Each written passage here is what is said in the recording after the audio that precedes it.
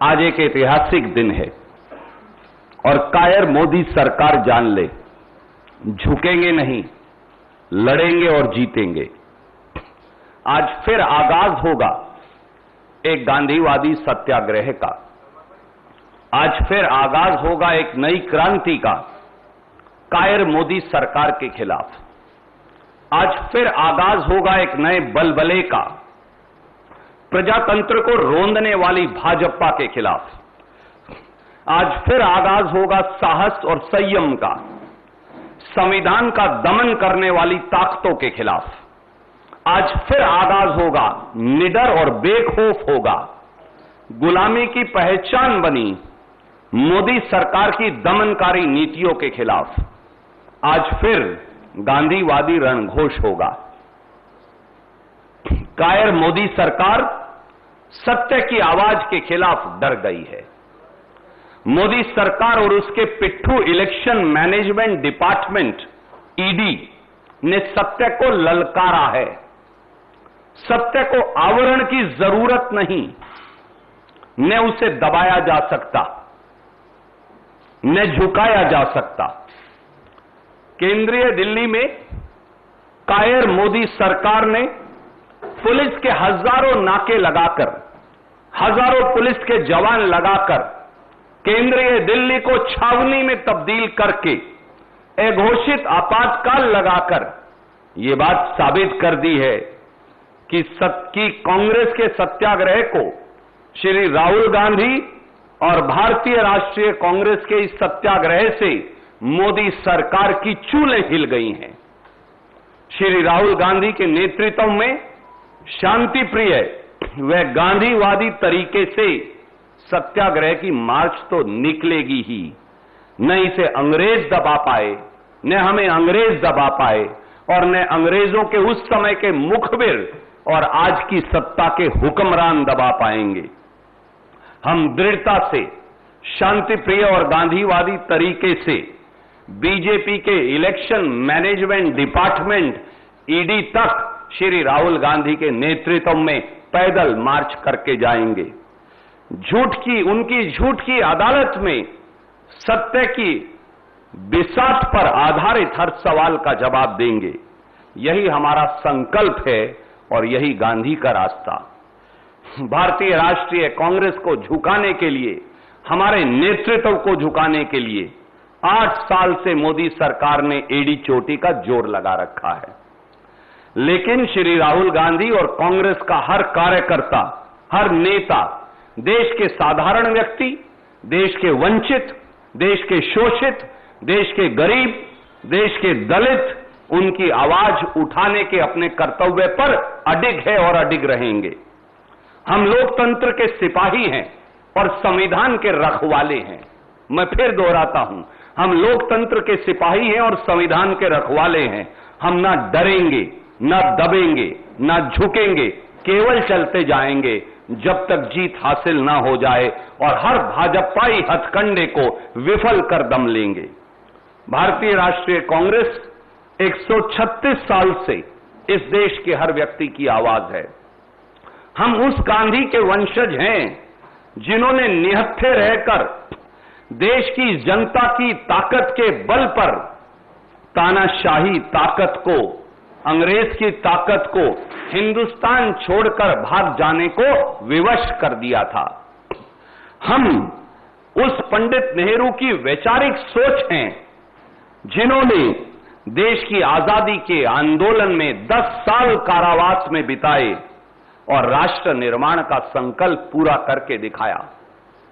हम उस सरदार पटेल के उत्तराधिकारी हैं जिन्होंने आजाद भारत को पंडित नेहरू के साथ कंधे से कंधा मिलाकर एक सूत्र में पिरोया। हम उस मौलाना अब्दुल कलाम आजाद और डॉक्टर राजेंद्र प्रसाद की सोच हैं जिन्होंने जिन्ना के विभाजनकारी एजेंडे को सिरे से खारिज कर दिया। हम उन माफी वीरों के अनुयायी नहीं जो आज सत्ता के सिंहासन पर बैठे हैं, जो कारागार की दीवारों पर अंग्रेजों से माफीनामा लिखकर आए थे। मोदी सरकार ने भूल कर ली है। नेशनल हेराल्ड अखबार जिसके सहारे मोदी जी आप कांग्रेस के नेतृत्व को झुकाना चाहते हैं, डराना चाहते हैं। ये उसी भारत के स्वतंत्रता संग्राम की साल 1937 में स्थापित पहचान है और आवाज भी। जब आज के हुक्मरान, जब दिल्ली के सिंहासन पर आज बैठे हुक्मरान अंग्रेज की मुखबरी कर रहे थे, तब कांग्रेस के लोग इस देश की मिट्टी को अपने खून और पसीने से सींच रहे थे। उन स्वतंत्रता सेनानियों की आवाज है नेशनल हेराल्ड, इसे दबाया नहीं जा सकता। मोदी जी जब नेशनल हेराल्ड अखबार और 1937 में बनी नेशनल हेराल्ड अखबार की कंपनी एसोसिएटेड जर्नल्स लिमिटेड पर कर्ज का गंभीर संकट आया और समाचार पत्र को चलाने वाले, कठोर परिश्रम करने वाले आप जैसे पत्रकारों की तनख्वाह नहीं दी जा सकी, उनका वेतन नहीं मिल रहा था, तो साल 2002 से 2011 के बीच 10 साल में भारतीय राष्ट्रीय कांग्रेस ने 90 करोड़ रुपए की राशि 10 साल में उस नेशनल हेराल्ड अखबार को दी। क्या पत्रकारों की तनख्वाह देना अपराध हो सकता है? भारतीय राष्ट्रीय कांग्रेस एक राजनीतिक दल है और राजनीतिक दल किसी भी समाचार पत्र या कंपनी के शेयर नहीं ले सकता। इसीलिए भारतीय राष्ट्रीय कांग्रेस ने, हमने यंग इंडियन के नाम से एक नॉट फॉर प्रॉफिट कंपनी को नेशनल हेराल्ड व एसोसिएटेड जर्नल्स लिमिटेड के उस 90 करोड़ की एवज में शेयर दे दिए ताकि कंपनी का कर्ज खत्म हो सके, अखबार का कर्ज खत्म हो सके। इस 90 करोड़ में से आज ये जानना जरूरी है, इस 90 करोड़ में से 67 करोड़ रुपया नेशनल हेराल्ड अखबार के पत्रकारों और कर्मियों को तनख्वाह और वीआरएस के लिए दिए गए हैं। क्या कर्मचारियों की तनख्वाह देना, क्या पत्रकारों की तनख्वाह देना अब इस देश में अपराध हो गया है? और 90 करोड़ में से 67 करोड़ छोड़ दें तो बाकी का पैसा भारत सरकार को दिया गया है, जो लीज मनी था उसके तौर पर, बिजली के बिल के तौर पर दिया गया है, बिल्डिंग के एक्सपेंसेस के तौर पर दिया गया है। क्या भारत सरकार का देय देना अब इस देश में अपराध हो गया है? हमने मोदी सरकार की तरह देश की संपत्ति जो 70 साल में बनाई थी अपने मित्रों को पौने पौने दाम पर नहीं बेच डाली। नेशनल हेराल्ड की मालिक 1937 में भी एसोसिएटेड जर्नल्स लिमिटेड थी और आज 13 जून 2022 को भी एसोसिएटेड जर्नल्स लिमिटेड है। नेशनल हेराल्ड की संपत्ति का 1 इंच न किसी को बेचा गया ना दिया गया। क्या यह अपराध है? अगर यह अपराध है तो यह करना जरूरी है। नरेंद्र मोदी जी, आप और आपका इलेक्शन मैनेजमेंट डिपार्टमेंट अच्छी तरह से जानते हैं कि नेशनल हेराल्ड और यंग इंडियन की एक खोटी चवन्नी भी न कांग्रेस पार्टी ने, न हमारी अध्यक्षा श्रीमती सोनिया गांधी ने, न हमारे नेता श्री राहुल गांधी ने, कांग्रेस के किसी नेता या कार्यकर्ता ने आज तक नहीं ली और न ही नॉट फॉर प्रॉफिट कंपनी से आप तनख्वाह, डिविडेंड या किसी प्रकार की राशि ले सकते। यहां तक कि आप तो नॉट फॉर प्रॉफिट कंपनी का शेयर भी नहीं बेच सकते, चाहे तो भी।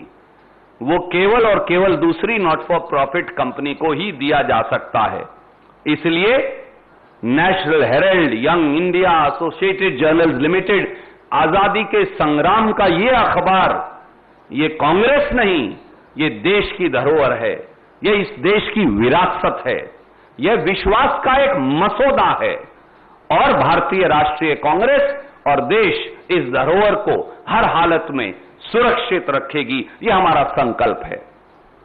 अपनी सफलताओं, अपनी असफलताओं पर झल्लाई हुई हुकूमत को आज हम बता देंगे कि हम राष्ट्रीय विरासत को बचाए रखने के लिए कल भी दृढ़ संकल्पित थे और आज भी दृढ़ संकल्पित हैं। हम अडिग हैं, आज भी अडिग हैं और कल भी रहेंगे। हम आज भी निडर हैं, कल भी रहेंगे। आपके ये झूठे मुकदमे और बंदर घुड़कियां हैं, इनसे कोई डरने वाला नहीं। मोदी जी, आप चाहे जितना तिल मिला लें, आप चाहे जितने मुकदमे चला लें, हम कांग्रेस के करोड़ों कार्यकर्ता जनता की आवाज को उठाते रहेंगे, जिसका